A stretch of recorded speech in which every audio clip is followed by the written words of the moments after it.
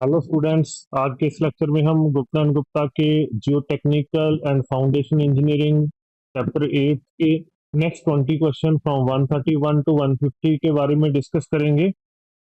130 first question है, total earth pressure is proportion to. Total earth pressure की बात कर रहे हैं जी। ठीक है, जैसे ये रिटेनिंग वॉल है,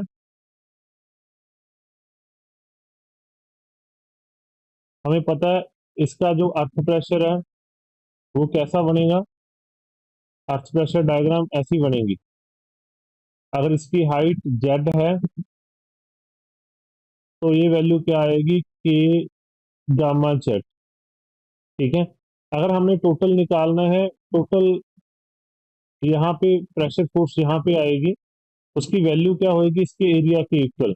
एरिया क्या होएगा, हाफ इंटू बेस क्या है, K A gamma Z into Z, मतलब K A gamma Z square by two, that is proportional to Z square.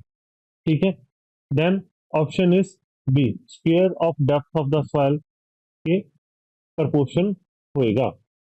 Next 132, that is cohesive soils are good for backfill because of low lateral pressure, good for backfill because of high shear strength, poor for backfill। ठीक है, cohesive soil को poor माना जाता है। ठीक है, backfill because of large lateral pressure होता है, ज्यादा lateral pressure होएगा तो retaining wall पे ज्यादा pressure आएगा। ठीक है, तो option is the C. Next, which of the following earth pressure theory is directly applicable to work heads. Earth pressure की हम दो थ्योरीज पढ़ते हैं, रैंकाइन्स एंड कूलम्स। ठीक है, तो दोनों ही वर्क हेड के लिए नहीं होती। ठीक है, तो दोनों ही वर्क हेड के लिए नहीं होती, तो option D is correct. Work heads क्या होते हैं, ये एक रिटेनिंग स्ट्रक्चर्स होती है। ठीक है, रिटेनिंग स्ट्रक्चर कहाँ पे होती है, ये समुंदर के, मतलब यहाँ पे वाटर फ्रंट्स को रोकने के लिए होती है। ठीक है, जैसे सी है, सी के वाटर फ्रंट्स को रोकने के लिए यहाँ पे रिटेनिंग स्ट्रक्चर्स होती है, इसके लिए दोनों थ्योरीज ही वैलिड नहीं होती। 134th question, Taylor stability number is equal to, क्या होता है, S N is equal to C upon gamma H C. ठीक है, देखो कौन सी ऑप्शन बन रही है, ऑप्शन डी बन रही है डायरेक्टली। देखो, या जो फैक्टर ऑफ सेफ्टी वाली है ना, उसको भी हम चेक कर लेते हैं। फैक्टर ऑफ सेफ्टी होता क्या है, factor of safety is equal to H C upon H. अगर हम एच सी को फैक्टर ऑफ सेफ्टी की फॉर्म में पुट करो तो एच सी क्या आ जाएगा, H into factor of safety. अगर हम इसमें पुट करें तो इसका रिलेशन क्या बन जाएगा, जहां पे एच सी की वैल्यू पुट करो, stability number is equal to C gamma H F. ठीक है, यहाँ पे फैक्टर ऑफ सेफ्टी है सी अपॉन, यहाँ पे गामा नहीं है। ठीक है, तो ये ऑप्शन भी रॉन्ग है। यहाँ पे C upon factor of safety gamma H C, factor of safety के साथ एच सी लगा रहे हैं, एच सी नहीं आएगा, वहां पे एच आना चाहिए था, तो ये ऑप्शन भी रॉन्ग है, तो option D is the correct option. 135 की बात करें, बेस फेलियर के लिए डेप्थ फैक्टर। देखो, अगर डेप्थ फैक्टर 1 से ज्यादा है तो बेस फेलियर होता है।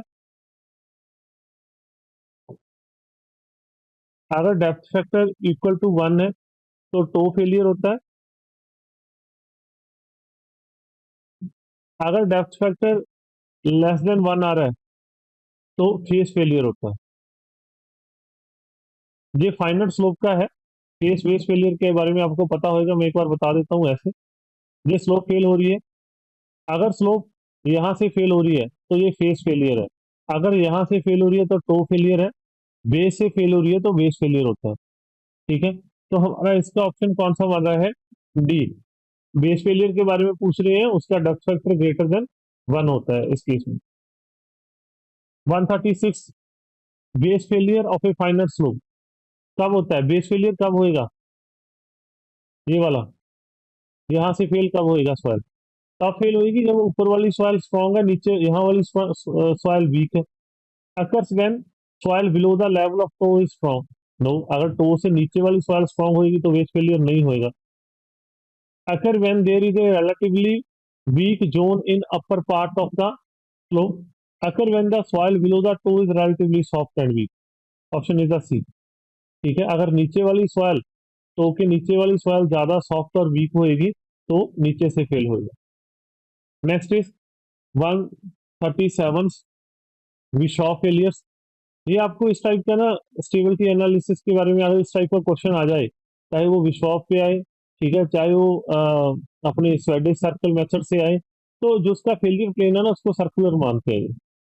ये सारे ही फेलियर प्लेन को सर्कुलर मानते हैं। ठीक है, तो इसीलिए इसका assume the slip surface as an arc of circle, जो यहाँ से स्लिप सरफेस है उसकी जो इसका है ये सर्कुलर शेप का माना जाता है। ठीक है, 138 question, allowable bearing pressure for a foundation depends on. अच्छा, सेटलमेंट और शेयर की बात कर रहे हैं, तो अलाउबल बीयरिंग प्रेशर कौन सा होता है?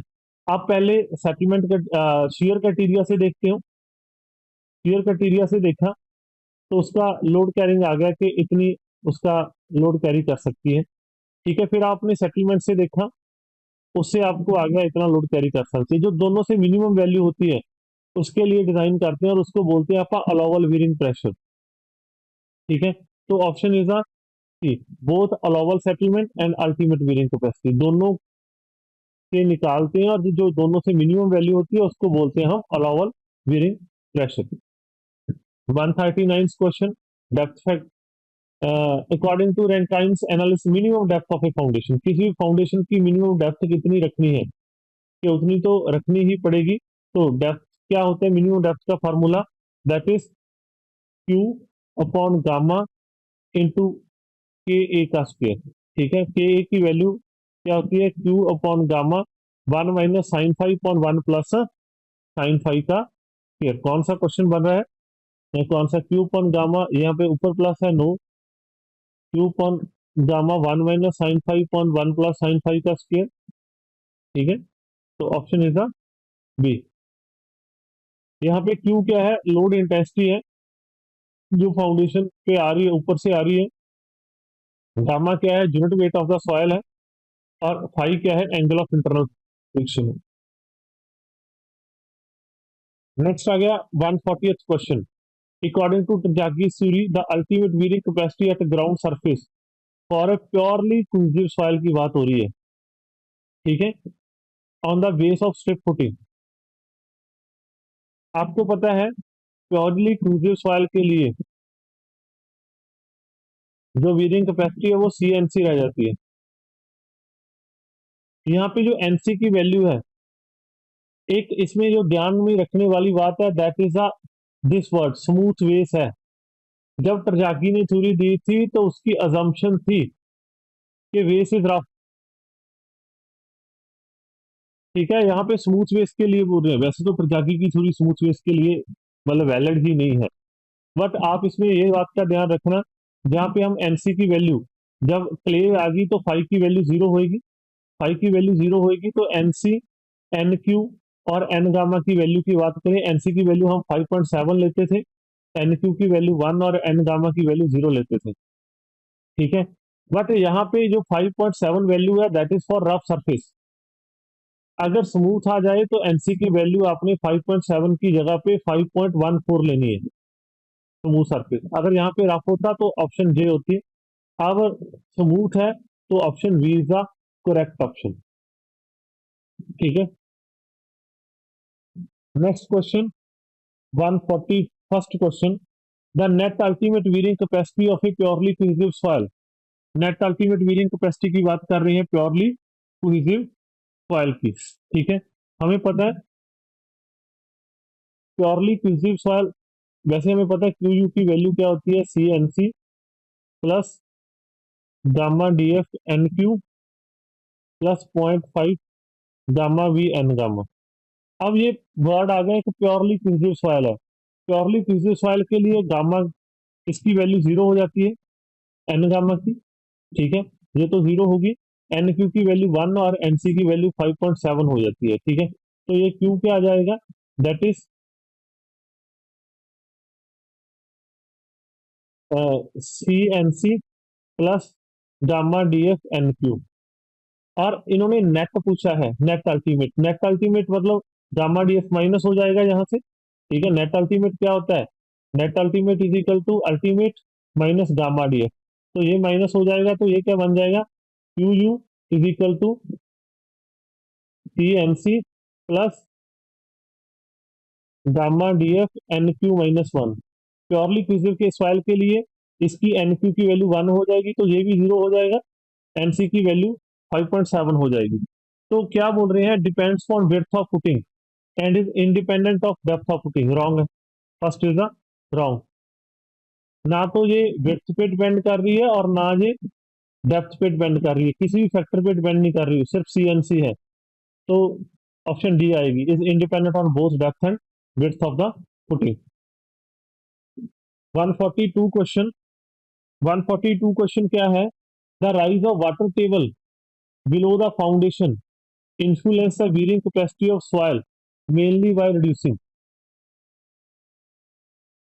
हमें ये पता है अगर वाटर टेबल ऊपर आता जाता है तो हमारी वीरिंग कैपेसिटी क्या है, कम हो जाती है। यानी वो कम किसकी वजह से होती है। ठीक है, 142 क्वेश्चन ये है,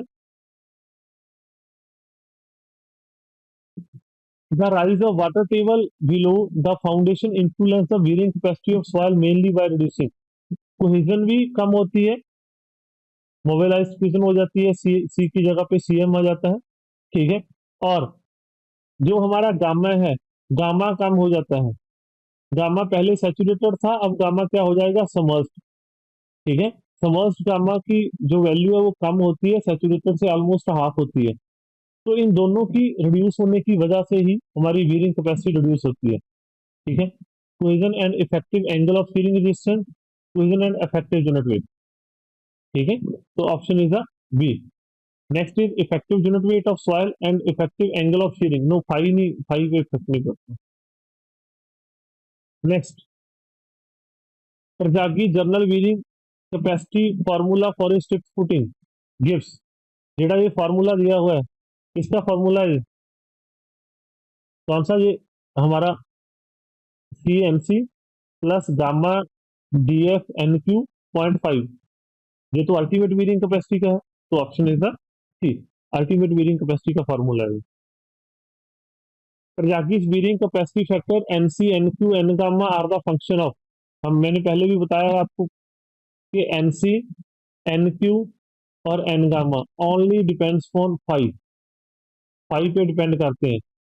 ठीक है, तो 144 का ऑप्शन आएगा B, angle of internal friction only, इस पे डिपेंड करते हैं, सी पे डिपेंड नहीं करते हैं। इसके फॉर्मूला में ही जब आप उसका फॉर्मूला देखोगे तो ओनली फाइव आता है। In the plate load test for determining the bearing capacity of soil, the size of pair plates should be। कौन कौन से साइज यूज कर सकते हैं हम, 30 सेंटीमीटर, मतलब 30 सेंटीमीटर मतलब 300 mm। ठीक है, 450 mm, 600 mm और 750 mm। 30 से कम नहीं लेना होता और 750 से ज्यादा नहीं लेना होता, तो option is B, between 300 mm and 750 mm।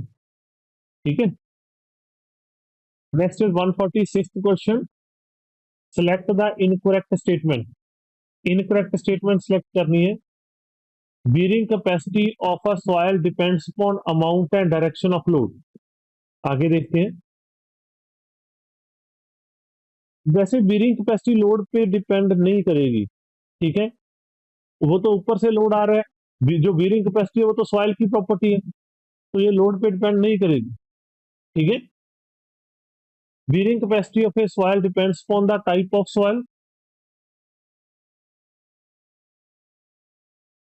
ठीक है, ये तो सही है, करेक्ट स्टेटमेंट है, टाइप ऑफ सॉइल पे डिपेंड करेगी।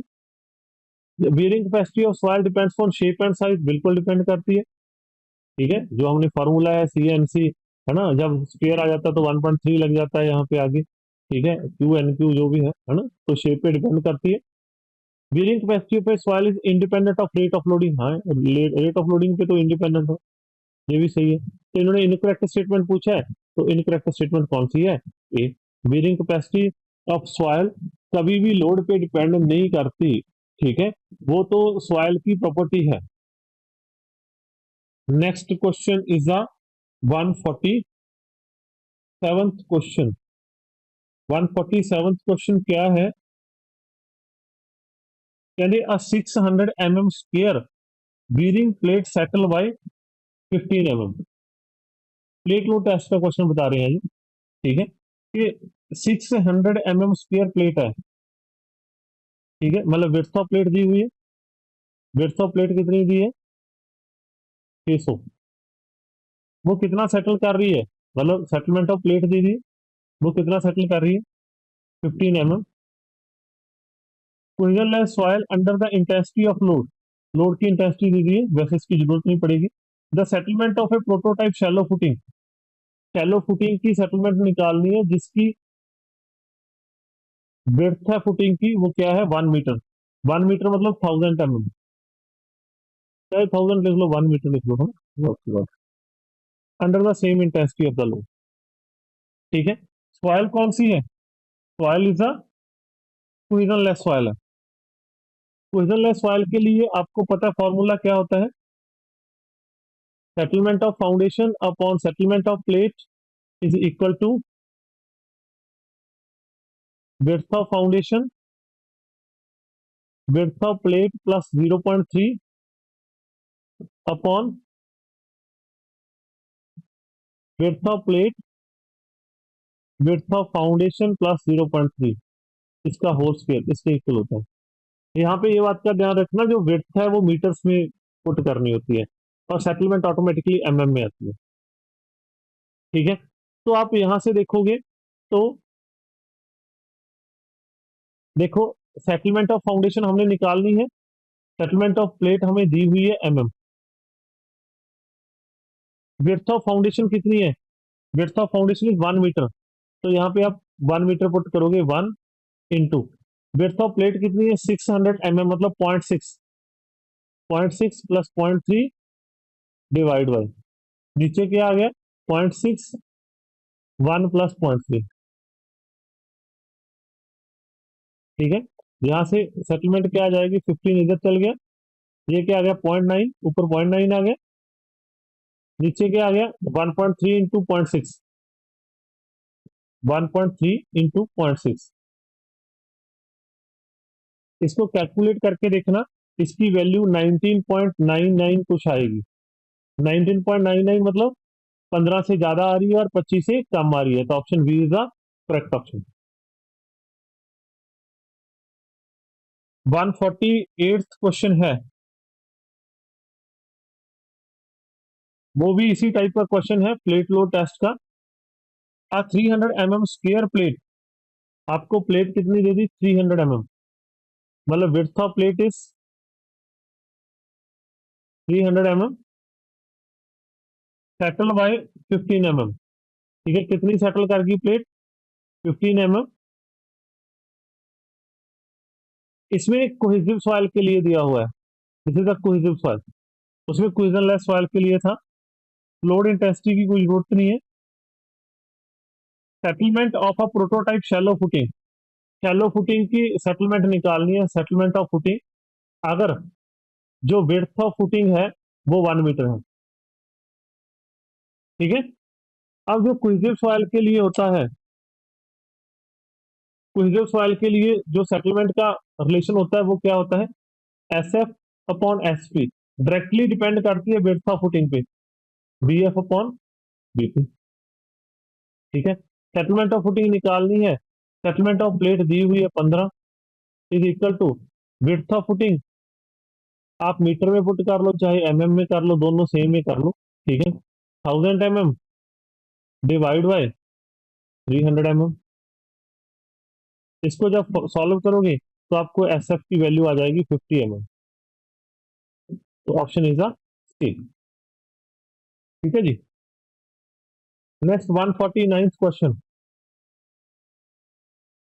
कहते rise of water table in a cushionless soil up to ground surface reduce the net ultimate wearing capacity approximately by, अगर ग्राउंड सरफेस पे आ गया देखो, तो हमारे पास रिलेशन क्या होता है, क्विजनलेस सॉइल की बात कर रहे हैं, तो हमारे पास अल्टीमेट वेरिंग कैपेसिटी क्या होती है,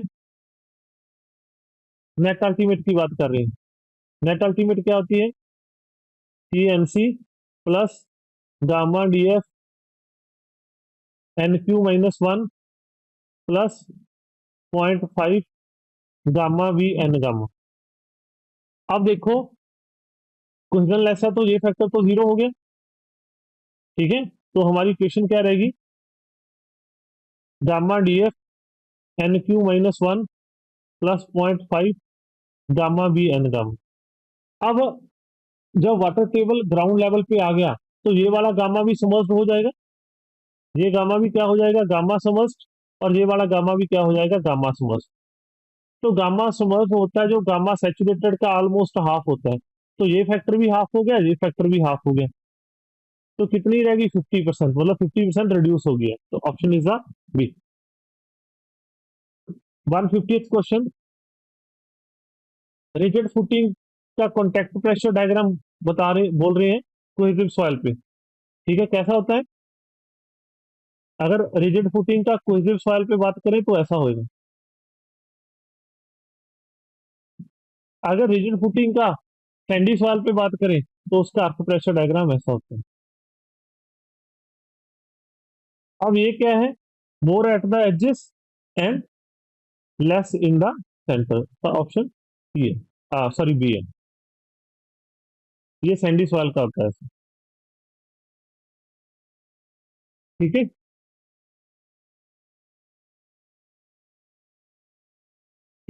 आई होप आपको अच्छा लगा होगा, अगर आपको पसंद आया तो please like the video, comment the video and subscribe the channel.